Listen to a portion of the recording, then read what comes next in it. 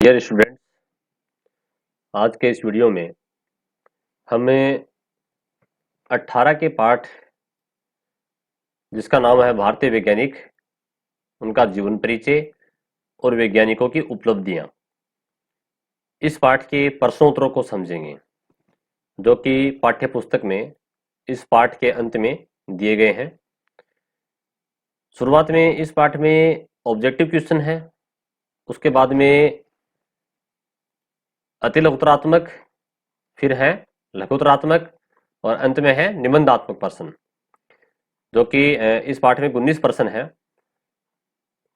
एक खास बात और, ये पाठ अपने बोर्ड परीक्षा में 6 नंबर का पूछा जाएगा, जिसमें एक प्रश्न दूसरे सेक्शन बी सेक्शन यानी कि खंड ब से होगा 2 नंबर का, और एक प्रश्न होगा इसमें खंड स में, जिसको सेक्शन सी भी कहते हैं, 4 नंबर का।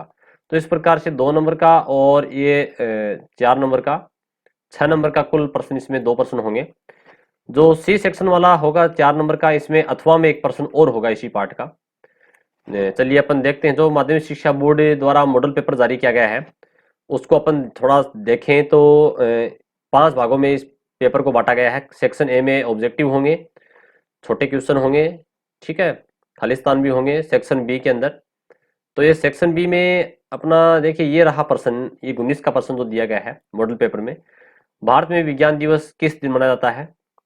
ठीक है, 28 फरवरी को होता है। 1 नंबर का प्रश्न है ये। साथ में 1 नंबर का और है, बर्डमैन ऑफ इंडिया के नाम से डॉक्टर सलीम अली को जाना जाता है, ये भी 1 नंबर का है। तो इस प्रकार से 2 नंबर का एक क्वेश्चन तो हो गया खंड ब से, सेक्शन बी से। और फिर सेक्शन सी में देखिए, ये रहा 22 का प्रश्न, इसके अथवा में एक होगा, ठीक है। कोई भी 2 वैज्ञानिक हमें पूरे पढ़ने हैं, जैसे अब्दुल कलाम का जीवन वृत्त यानी कि जीवन परिचय, और विज्ञान में उनका योगदान यानी कि उनकी उपलब्धियां, ठीक है, उन्होंने कौन कौन सी खोज आविष्कार किए हैं, वो सारी बातें अपन को लिखनी है। तो इस प्रकार से 2 नंबर का इसका जीवन परिचय होगा और 2 नंबर की इनकी विज्ञान में उपलब्धियां होंगी। तो 2 और 2 4 नंबर का प्रश्न हो जाएगा। इन दोनों में से हमें एक करना है, या तो ऊपर वाला प्रश्न कर दीजिएगा या फिर नीचे वाला कर दीजिएगा। तो नीचे वाला सीवी रमन के बारे में है, वो जीवन वृत्त और विज्ञान में योगदान। तो हमें प्रत्येक वैज्ञानिक का जीवन परिचय और उनका विज्ञान में योगदान जो है इसको पढ़ना है, ठीक है। जो अपने सिलेबस में 8 वैज्ञानिक हैं, 8 में से कोई 2 हमें यहाँ पूछे जाएंगे। तो इस प्रकार से हमें इनको समझना है। चलिए अपन चलते हैं प्रश्नोत्तरों पे, जो इस वीडियो का टॉपिक है। पहला क्वेश्चन, एपीजे अब्दुल कलाम ने मद्रास इंस्टीट्यूट ऑफ टेक्नोलॉजी से अभियांत्रिकी कौन सी शाखा में अध्ययन किया? देखो, इन्होंने एरोनॉटिकल में अध्ययन किया था, ठीक है। क्वेश्चन नंबर सेकंड है, सर सीवी रमन को नोबेल पुरस्कार किस वर्ष मिला था? 1930 में मिला था, ठीक। ये प्रश्न अपने सारे पहले पढ़ रखे हैं, अलग वीडियो अपने बना रखे हैं। पक्षी विज्ञानी कौन है? देखो, डॉक्टर सलीम अली को पक्षी विज्ञानी के नाम से जाना जाता है। क्वेश्चन नंबर 4 है, भाभा परमाणु अनुसंधान केंद्र BARC, बार्क। देखो, इसकी फुल फॉर्म भी एग्जाम में आ सकती है, तो आपको ये पूरा नाम इसका रखना, बार्क का पूरा नाम क्या है। तो ये मुंबई में है।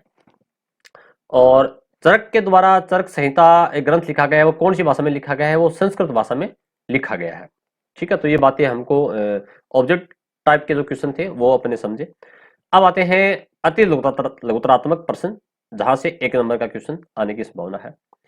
क्वेश्चन नंबर 6 है, डॉक्टर भाभा ने अंतरिक्ष किरणों में किस कण की उपस्थिति को पहचाना था? देखिए, इन्होंने भाभा ने कॉस्मिक किरणों की खोज की थी, और उनको फिर मेसोन कण भी कहा गया। तो अपन अगर पाठ्य पुस्तक में देखें तो ये रहा डॉक्टर होमी जहांगीर भाभा, यहाँ से जो 4 नंबर पे वैज्ञानिक है। और इसमें ये रहा, इन्होंने कॉस्मिक किरणों, ठीक है ना, कॉस्मिक किरणों को खोजा था, कॉस्मिक किरणों पर काम किया, और बाद में इन्हीं कणों को नाम दिया गया था मेसोन कण। क्या नाम था? मेसोन। यहाँ पर ये मेसोन है, किताब में आप देख लीजिएगा, मेसोन कण के रूप में जाना गया था।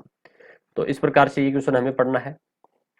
सुश्रुत किस ऋषि के वंशज थे? देखो, सुश्रुत जो है वो प्लास्टिक सर्जरी का पिता इनको कहा जाता है, और ये अपने वैज्ञानिकों में सबसे पहले नंबर पर इन्हीं का वर्णन है। तो ये विश्वामित्र के वंशज थे। तो देखिए, पहली ही लाइन जो सुश्रुत के बारे में है वहीं आपको मिलेगा, ये रहा सुश्रुत वाला पॉइंट। विश्वामित्र के वंशज सुश्रुत जो है वो, ठीक है, ये रहा। 600 ईसा पूर्व इनका जन्म हुआ था। तो इस प्रकार से सुश्रुत का हुआ। अगला प्रश्न है, चरक के अनुसार आनुवंशिक दोष के क्या कारण थे? चरक के अनुसार आनुवंशिक दोष का मतलब होता है माता पिता से जो दोष संतान में जाते हैं वो आनुवंशिक दोष कहलाते हैं। तो चरक वैज्ञानिक ने देखो यहाँ पर कुछ बातें बताई थी आनुवंशिक दोष में कारण, कि बच्चों में आनुवंशिक दोष जैसे लंगड़ापन है, अंधापन है, ये होता है माँ या पिता में किसी अभाव या त्रुटि के कारण। ठीक है, माता पिता में किसी चीज की कमी हो जाती है, पोषक पदार्थों की कमी हो जाती है या त्रुटि हो जाती है, उसके कारण ये आनुवंशिक दोष होते हैं बच्चों के अंदर, जैसे लंगड़ापन है, अंधापन है। तो ये कारण पूछा गया है, इसका आंसर हमें इस प्रकार से लिखना है। फिर क्वेश्चन नंबर 9 है, डॉक्टर सीवी रमन की प्रथम नियुक्ति किस पद पर हुई थी? देखो अर्थ विभाग यानी कि डाकतार जो विभाग है उसके अंदर इनकी प्रथम नियुक्ति जो उप महालेखापाल के रूप में हुई थी। तो ये रहा सीवी रमन वाला पॉइंट, तीसरा जो वैज्ञानिक के है ये रहा।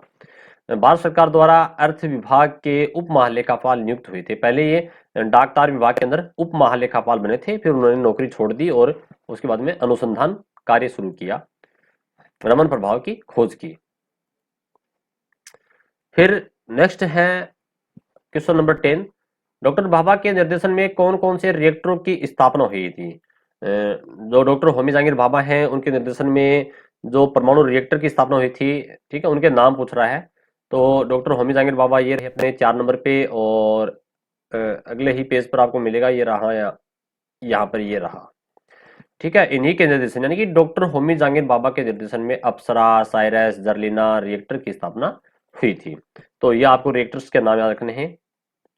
और क्वेश्चन नंबर 11 है, भरतपुर में केवलादेव पक्षी अभयारण्य की स्थापना में किस वैज्ञानिक का योगदान रहा है? डॉक्टर सलीम अली का रहा है। देखो डॉक्टर सलीम अली जिनको बर्डमैन के नाम से भी जाना जाता है।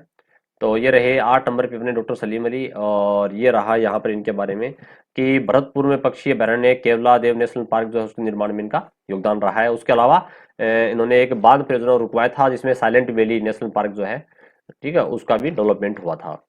तो ये बातें डॉक्टर सलीम अली के बारे में है। और अब आते हैं थोड़े बड़े प्रश्नों पे, लघुतरात्मक जो प्रश्न है उनके ऊपर।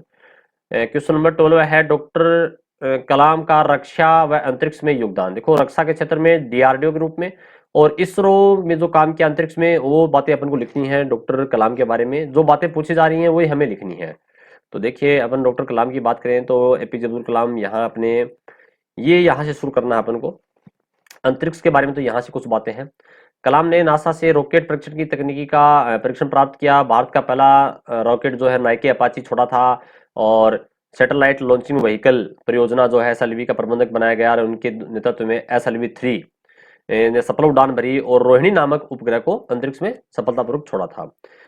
ठीक है, ये तो बातें हुई अंतरिक्ष के बारे में। फिर उन्होंने काम किया था रक्षा के लिए, तो रक्षा के लिए उन्होंने मिसाइल का निर्माण किया था। तो मिसाइल कार्यक्रम 1983 में पृथ्वी, अग्नि, त्रिशूल, नाग, आकाश मिसाइल बनाई थी, इसलिए इनको मिसाइल मैन के नाम से भी जाना जाता है।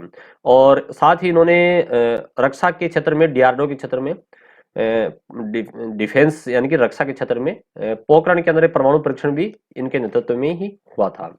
तो ये इनका अंतरिक्ष में और रक्षा के क्षेत्र में योगदान है। क्वेश्चन नंबर 13 है, रमन प्रभाव क्या है, इसका क्या महत्व है? देखो रमन प्रभाव की परिभाषा लिखनी है जो कि रमन वैज्ञानिक ने डॉक्टर सीवी रमन ने बताया था। और इसका महत्व जो है वो अपन देखते हैं, पदार्थों की जो अंतःक्रिया होती है उससे उसकी प्रकृति के बारे में अपन पता कर सकते हैं। तो ये रहा सीवी रमन, इसकी परिभाषा देखो यहाँ से है सीवी रमन में, यानी कि रमन प्रभाव की खोज की थी। रमन प्रभाव की खोज 1928 में, यानी कि उन्होंने वो हुई थी 28 फरवरी 1928 को, इसीलिए 28 फरवरी को राष्ट्रीय विज्ञान दिवस माना जाता है। रमन प्रभाव की खोज पर 1930 में उन्हें नोबेल पुरस्कार भी दिया गया था। और रमन प्रभाव है क्या, देखते अपन पढ़ते हैं इसकी परिभाषा। रमन प्रभाव को रमन प्रकीर्णन भी कहते हैं। प्रकीर्णन का मतलब होता है प्रकाश। जब प्रकाश किसी पदार्थ, पारदर्शी पदार्थ के माध्यम से गुजरता है, ठीक है, तो उसकी किरणें फैल जाती हैं और उसकी आवृत्ति में बदलाव हो जाता है, ये रमन प्रभाव है। और जिसके कारण अपन पदार्थ की प्रकृति का पता लगा सकते हैं हम, इसको रमन प्रकीर्णन भी कहते हैं। और इसी के कारण अपने हैं आकाश और समुद्र का रंग नीला नीला दिखता है, जो कि हमारे दैनिक जीवन में एक महत्व इसका है। तो इसके अनुसार जब प्रकाश द्रव्य माध्यम से गुजरता है, द्रव्य माध्यम यानी कि लिक्विड माध्यम है या पारदर्शी माध्यम हो सकता है, तो प्रकाश व द्रव्य में अंतःक्रिया होती है जिसे प्रकाश का प्रकीर्णन कहा जाता है। ठीक है, और इसका महत्व जो पूछा गया था वो महत्व अपन क्या कर सकते हैं यहाँ पर देखिए। अगर महत्व की बात करें तो ये रहा रमन ने समुद्र व आकाश के नीला रंग होने के कारण बताया, ठीक है, और ठोस द्रव्य गैस का अध्ययन भी किया था। तो इस प्रकार से इनका रमन प्रभाव का जो महत्व की अपन बात कर रहे हैं, ठीक है, ये जो है इसका पॉइंट दूसरा महत्व है वो लिख सकते हैं हम। क्वेश्चन नंबर 14 है, डॉक्टर पंचानन माहेश्वरी का वनस्पति विज्ञान में क्या योगदान है? देखो, पंचानन माहेश्वरी जयपुर के रहने वाले थे और इन्होंने जो पादप भ्रूण विज्ञान जो है वनस्पति है उनके ऊपर काम किया था। तो अपन देखते हैं, ये रहे पंचानन माहेश्वरी और ये रहा उनका पादप विज्ञान में महत्व है। डॉक्टर माहेश्वरी ने पादप भ्रूण विज्ञान पर विशेष कार्य किया।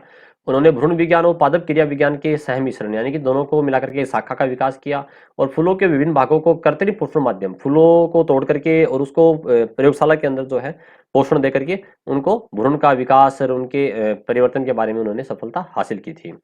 तो ये तो हुआ अपना पंचानन माहेश्वरी के बारे में, जो कि अपना प्रश्न था कि योगदान क्या है। और क्वेश्चन नंबर 15 है, सुमेलित कीजिए। तो मिलान करना है तो बर्डमैन जो है, बर्डमैन तो डॉक्टर सलीम अली है। मिसाइल मैन है, मिसाइल मैन क्या है? डॉक्टर एपीजे अब्दुल कलाम को कहा जाता है, ठीक है। और प्लास्टिक सर्जरी का पिता जो है वो सुश्रुत को कहा जाता है, जो कि ऊपर पीछे वाले पेज पे है। और भारतीय परमाणु विज्ञान का पिता जो है वो डॉक्टर होमी जहांगीर बाबा को कहा जाता है। तो मिलान करने वाला प्रश्न भी महत्वपूर्ण है, यहाँ आपको समझना है।